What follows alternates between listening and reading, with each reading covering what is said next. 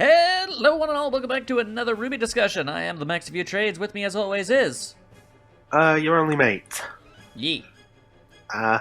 First of all, I just want to apologize for not being, like, as loud as I would have liked to be in the last episode.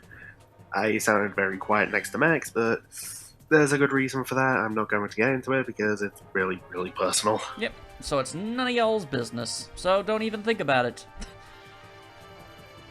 All right. Well, we're here to talk about Volume 10. No, Volume 7. Volume 10. I was about to say, like, oh no, we skipped a few. When did Volume 10 come out? Anyway, Volume 7, Episode 10. What did I miss? Indeed. Out in the open. Is there anything you wanted to bring up or discuss before we talk about the episode proper?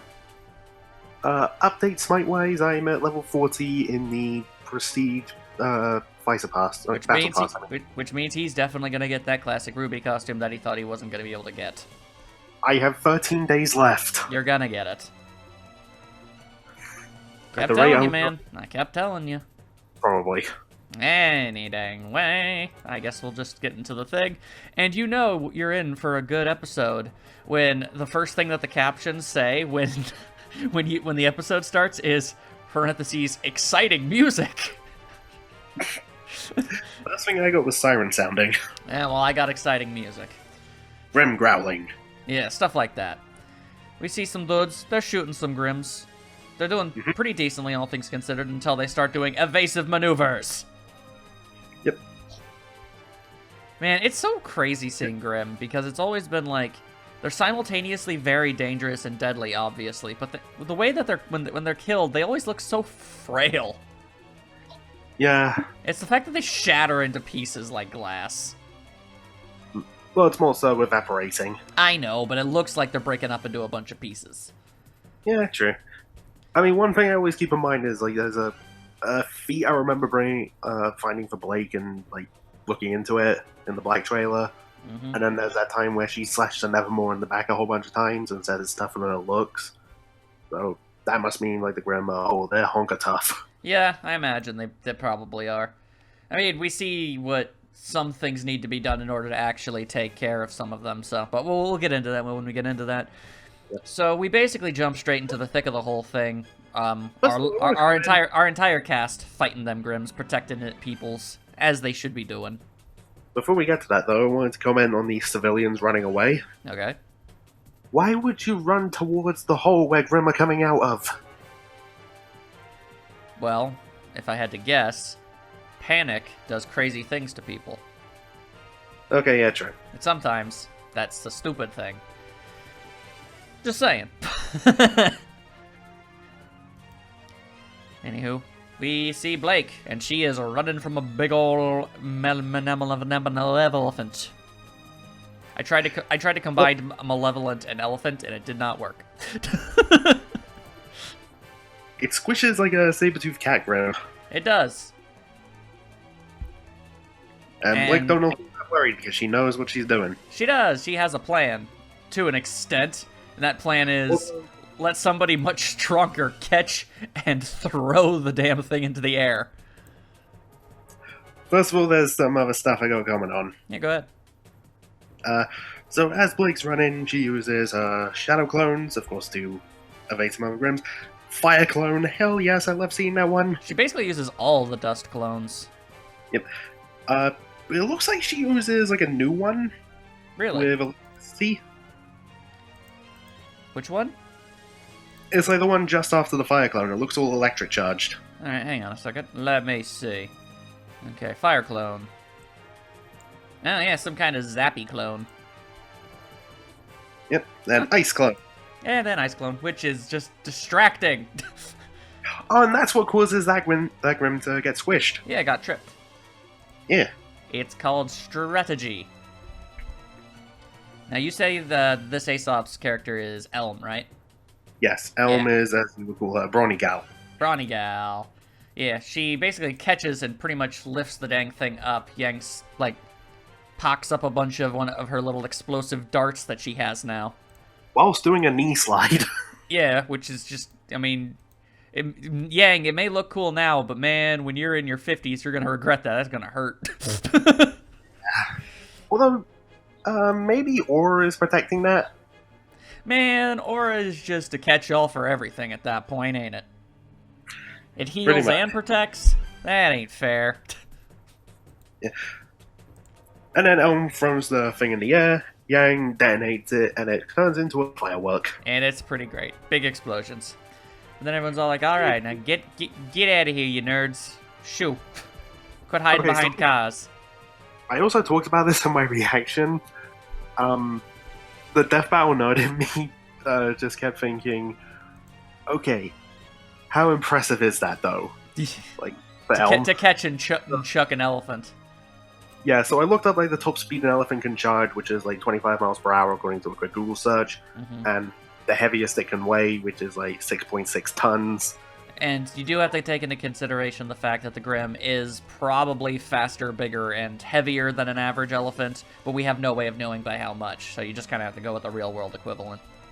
Yeah, which could very well be lowballing. Yeah. It'd be the same as, like, I don't know, let's say, oh no, blade cuts for a robot. Let's assume that it's made of a common steel.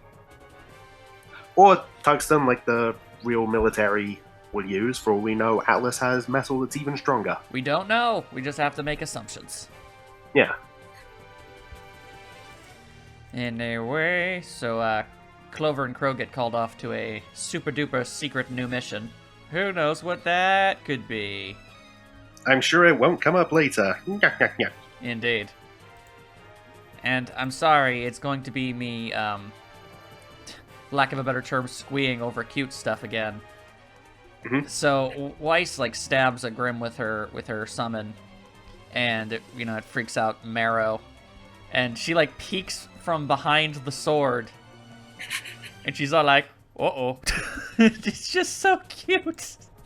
One thing I noticed is how Marrow's holding his tail away. He is, because he was gonna get sliced. Yeah. And that would have been no good. That would have been awkward. Tragically, this is Weiss's only scene, but it is a good one, so I shall forgive it.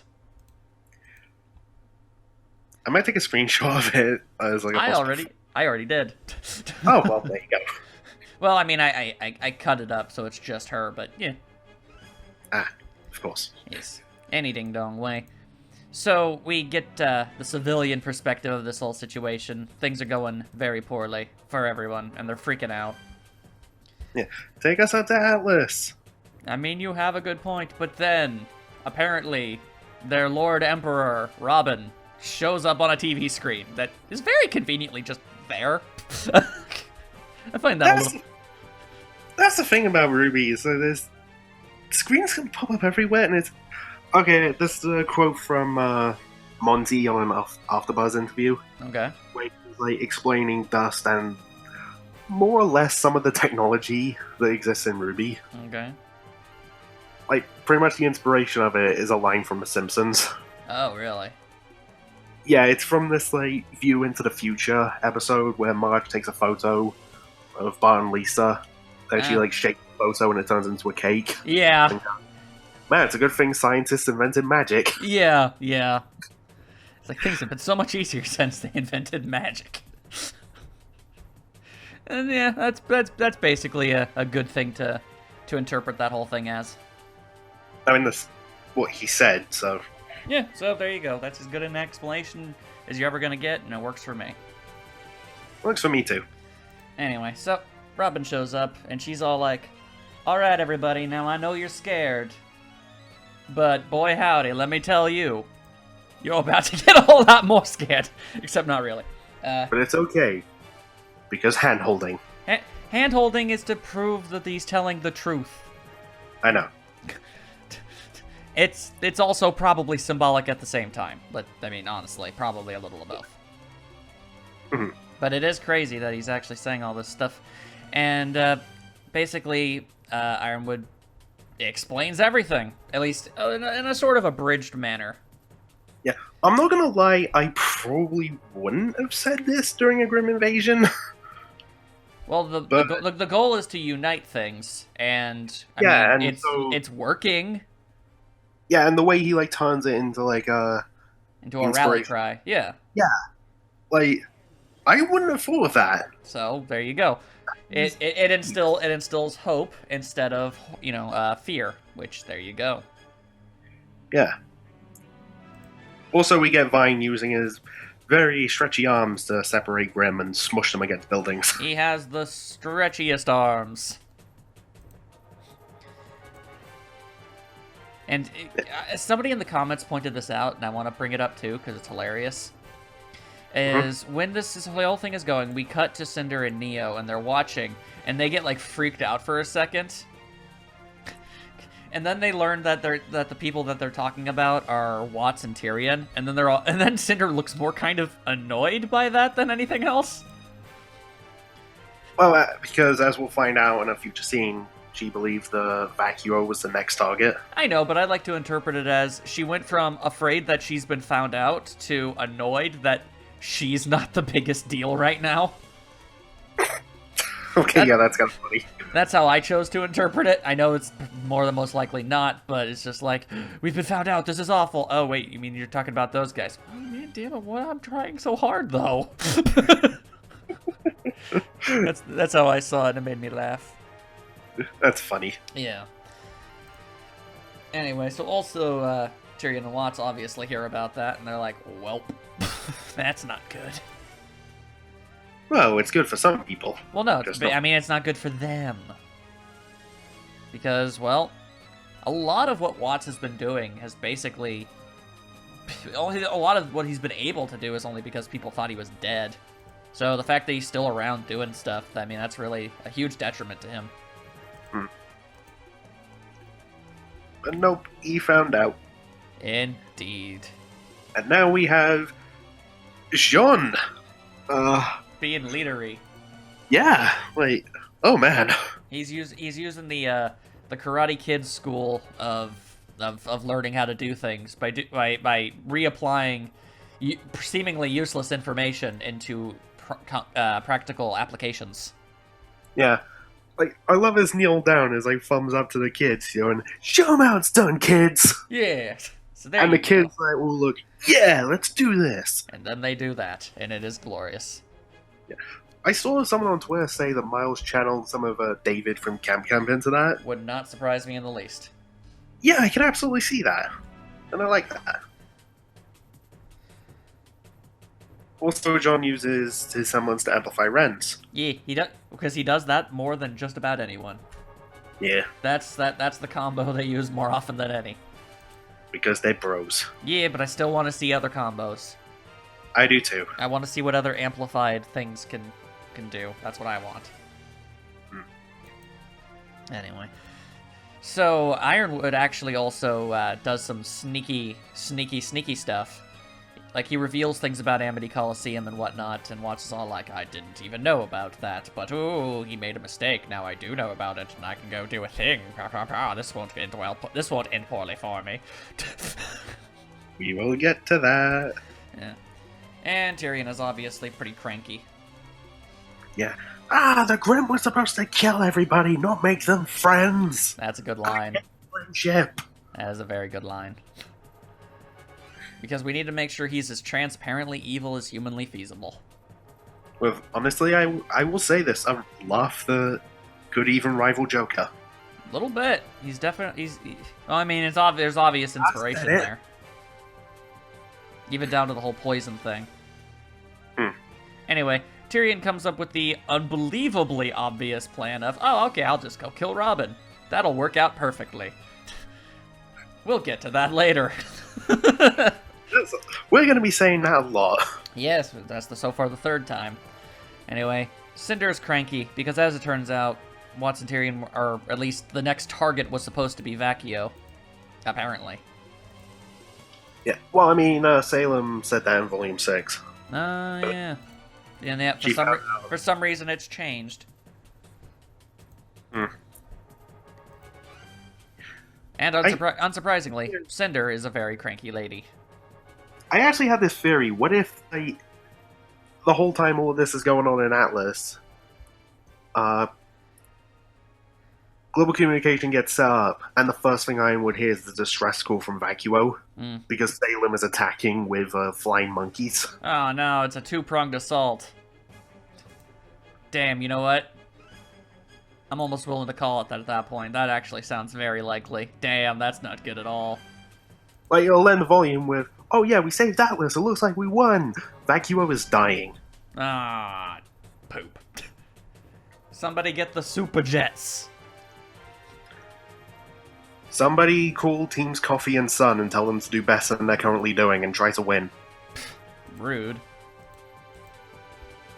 It's a Red vs. Blue reference. I'm sure it is. Anyway, so Cinder's like, well, I'm looking for the Winter Maiden. Dang it, I'm gonna get the Winter Maiden. You can't stop me. And I don't know if that's gonna work out so great, but we'll find out in the next few episodes. If not, the very next one. Mm-hmm. Anyway, and then planes show up, and they start blowing things up. No, they don't. They actually, they're escort ships to get people out of there. Yep. And then the green thing flies through the sky. And we'll never know what that is. It's so subtle.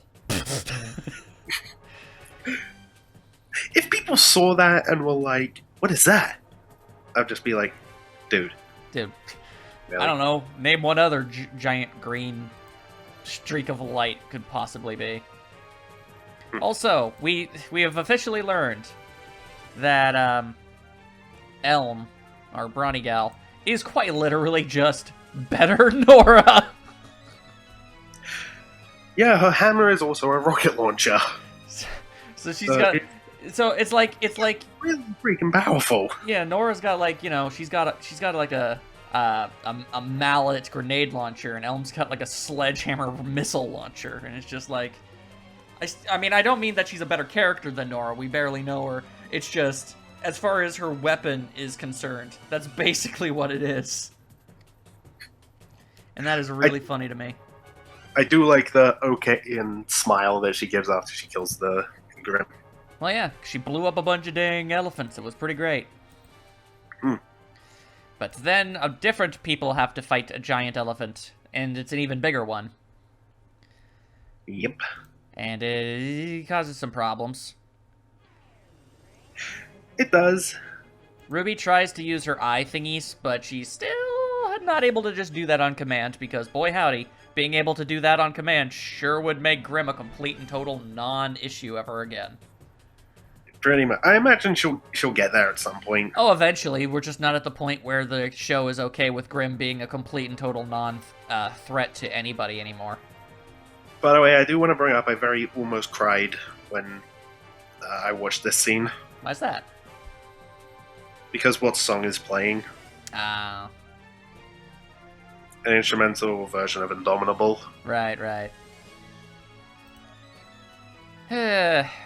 Well, think of it this way. At some point, RWBY is going to master her silver eyes, and eventually Penny will just be able to carry her over the city as she zaps everything within her eyesight. Oh, that'd be awesome. Zap, zap, zap, saved your life. Zap, saved your life. Oh, you know what? RWBY even has the red cape to beat like Superman using his heat vision to take out everything. I mean, basically. So who the hell even knows? Anyway, so we got RWBY, Penny, and Hips. Sorry, I forget her name. Harriet. They fight it. It doesn't work out too great. But that's okay. RWBY's got herself a plan. Although Penny is not very smart. Yeah, but it turns out she's totally fine. Yeah, she's fine. She's robot. That's the thing about being robot. Anyway, so Harriet, she tries to do stuff. It does not work out too great. She does catch an elephant foot for a bit, but Also, I just got to the scene of like RWBY saying that I have an idea. It just has that look on Penny. She's smiling. What is it? Yeah, because that's how the Penny do. Anyway. Yeah, like you know, it seems like they just cut away, but this one is just like the head tilt. What is it? Yeah. It's pretty great. I love that. Yeah, anyway, Harriet's completely lost her aura, which is a bit of a problem. But that's okay, because Penny and RWBY have got a super plan going. Penny's all, I got this. Kamehameha! That is impossible to really ever say it as anything else, is it? I mean, that's clearly what that is. Hand gesture. Little bit. But anyway, so There's no way that wasn't the inspiration for it. well, I mean, Come on. it's a freaking beam projectile. Everything is inspired by the Kamehameha when it comes to a beam projectile. Yeah, pretty much. Anyway, so Penny and Ruby, they've got their little plan here. You see, Penny basically damages one of its incredibly difficult to destroy tusk thingies, which then Ruby goes and she grabs it and it gets slam jammed onto the ground, and then you trip the giant mammoth thing, and boom, it stabs itself to death, which is clever. See, at first I thought they were gonna have a thing where one of them grabs it in the air and then stabs it through the eye. Nah, that wouldn't have been an instant kill. Nah, it wouldn't have. But this works way better. So here's a question. Why did the red lights turn off when that Grim died? Because the Grim was gone. Yeah, So but I still don't think it's a safe... Is there somebody with a bunch of monitors going around? It's like, I don't see any Grim on that screen, so the red lights don't need to be on there. It's like, what an oddly specific job. I don't know. Anyway, people like Penny again, and that's pretty great. Yeah, and everyone's on their way to Atlas with civilians. Yay! And now we got to Robin with her happy huntresses. Yeah. We go, hey, I'm gonna go down this dark alley for no particular reason. And everyone's all like, But it turns out this was really completely and totally intentional because, well, when Ironwood said in the last episode that you should just leave Tyrion and Watts to him, turns out he actually did, in fact, have a plan. Who'da thunk it? As it turns out, getting these two to do exactly what you want them to do is phenomenally easy. I know, right? Also, the way Tyrion catches Robin's second arrow. Yeah, that's pretty cool. That is cool, I will give him that. But, bada bing, bada boom, Crow and Clover show up because this is a reverse trap. Yeah. And you know what? Tyrion may have been able to take on one of these dudes, but I don't think he's taking on all of these dudes. Not really, although, that being said, there was a little theory I've had about the Aesops for a while, and part of me is a little concerned that it might become reality. That they're evil? No, one of them's gonna die and it's gonna be Clover. Oh. I thought you were going to go with they were evil and Clover was going to turn on them. I don't see that happening. Well, I didn't either, but I don't know. Theories are theories, man. Yeah. I don't know, I just had this thought, like, I don't know, wouldn't it be kind of ironic if, like, the one who's all that good luck is the one who bites it? Yeah, I mean, that would make sense. Like, I don't know, maybe his final act is, like, saving either Robin or Crow, and his last line is, like, lucky you. Ooh. Dead. Anyway, we get to our last scene. Watts shows up to the Amity Tower, or satellite, or whatever the hell it's supposed to be at this point. And he's all like, this was surprisingly easy. Wait a second, this isn't finished at all. All doors slam closed. And Ironwood's like, hey, what's up? Basically. And then he does an awesome leap. Superhero landing. All we need is that Deadpool scene. He's gonna do a superhero landing. Wait for it, wait for it. Superhero landing, yay! And they have yeah, it's really fun. Yeah, and they have themselves a bit of a conversing, but basically, we didn't realize how perfect of a matchup this was until we saw this, because they both wield gun. A single gun, although... They just have gun. Which is pretty nuts, though, because, I don't know. I honestly didn't really expect Watts to be able to fight much at all to begin with, you know? Me neither. I love that line. You always were a pain in the ass. It's true. He is. I do like his neat little hard light glove, though. That's pretty nifty. Yeah, I mean, he's gonna have something, just in case he gets into a fight. Yeah. But then he has, like, a flintlock super pistol. It's like steampunk. It's weird. But I like it. It's cool. Yeah. And then the episode ends. The arena they're about to fight in. Yeah, that's a pretty cool arena. Yeah. But then the episode ends, and we're just basically left to wait until the next episode to see how any of these fights progress. Mm-hmm. And the only hints we have are a brief, like, 1.5-second clip of Ironwood, like, jumping and bouncing off a wall to do, like, a sweet ground punch. Yeah. Because he's made out of metal. And for those wondering where that came from, Rooster Teeth posted a Rooster Teeth 2020 video to show off, hey, here's what you should expect in 2020. And there you go. Expect yourself a whole bunch of RWBY. Along with some Red vs. Blue, some Death Battle, some DBX, multiple podcasts, some new stuff. And other things too. And some things are gone, but who knows what that means. We shall have to wait and see. Please let Cam still be around. We shall see. Anyway, that's the episode. Really not a whole lot to talk about, honestly. It was a... Yeah, but... It was pretty short and mostly set up for the next one, but, you know, it was still good. Yeah. It's like, I see people complain when, like, stuff is made solely to set up other stuff. And it's just like, dude, what do you expect? Yeah. It's a dang show, man. That's just how the world works. Yeah.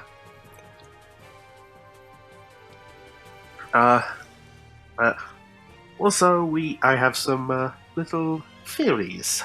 Oh, do you now? About some stuff that could happen. Well, aside from the obvious potential maiden stuff, what else you got? Oh, I haven't said that on camera yet. Yeah, but it's obvious maiden stuff. Okay, well, I'll get through that quickly. Basically, Winter is nowhere to be seen. At all.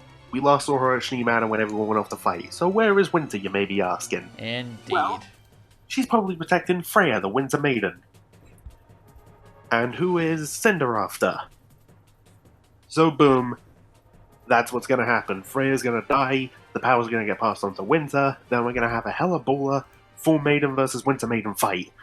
Unfortunately, since Winter's not very experienced with the powers, Cinder's gonna win. Yeah, probably. Will suck. But since everyone is on their way to Atlas, who could back her up? Weiss. Indeed. Who unfortunately will believe her sister to be dead. Well, she probably will be. Really, really emotional and heartbreaking. But then Cinder will be all, wait, I don't feel different. What gives? Where's the power? Oh, not again.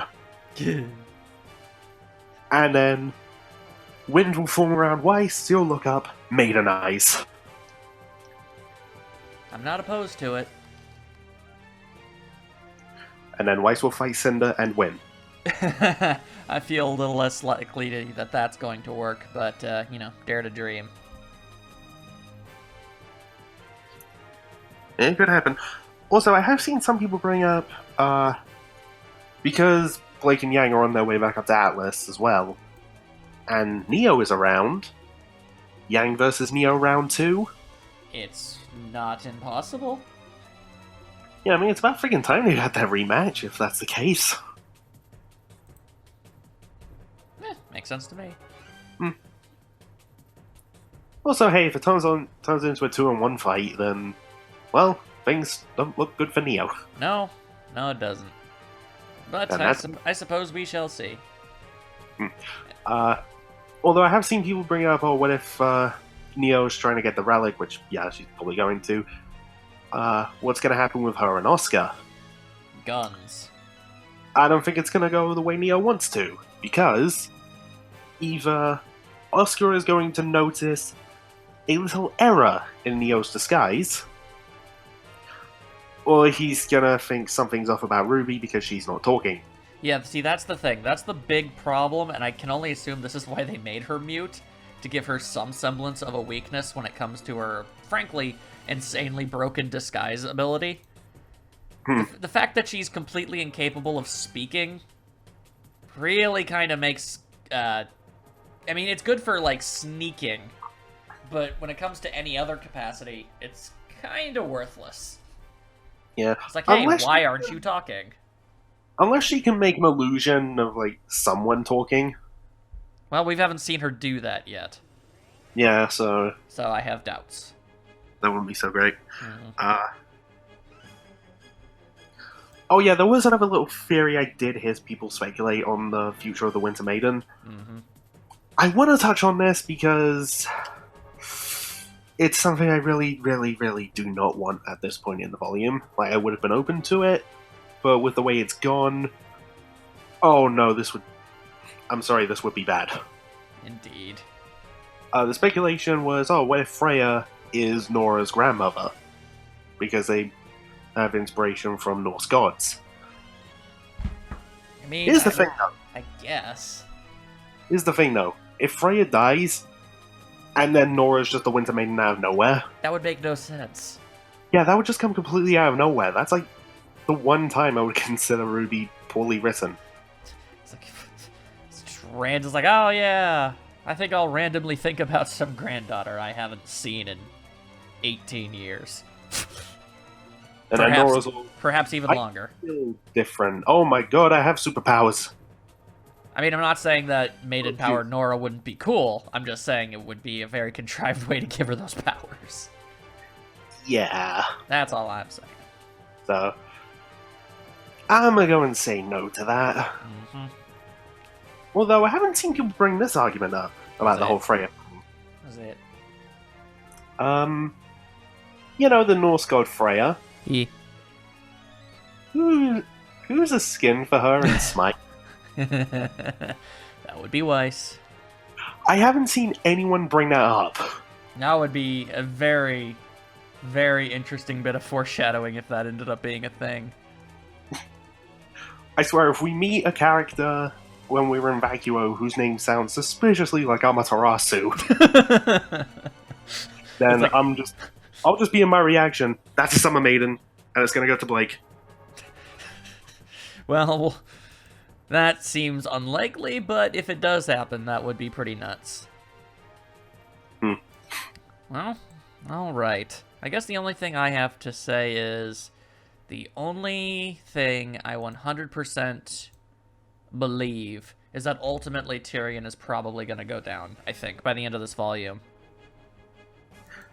Probably. Like, I don't know if he'll die or anything, but I feel like he'll be made into a non-issue for the future. Like, he'll get arrested and put in that house. At minimum, I feel like that's very possible because Salem's got a lot of people working for her. It makes sense that she would finally lose at least one of them, you know? And I don't know. Out of all of them, I'm left wondering, like, well, how much can you really do with Tyrion? Yeah. He's a crazy man. He stabs people a whole bunch. Like, he's easily the most expendable of the Salem crew. At least as far as it comes to, like, usefulness.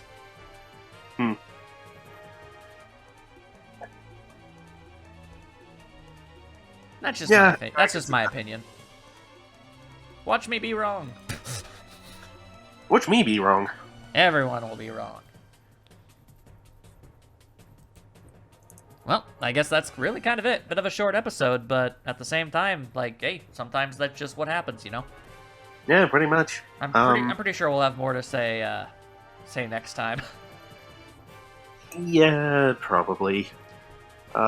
One thing I can bring up that's RWBY related.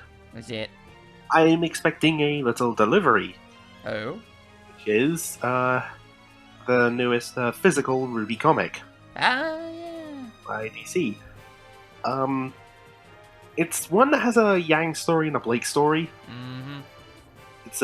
It also has very special, like, cover art of Blake. It looks really good. Mm-hmm. And I want that. I know you do. Have you seen it? It looks beautiful. I know, buddy. I know. So, that everything we've got to say? I think it might be at the moment. Alright then. I look forward to turning the recording off just so we can both realize that there were other things we wanted to say.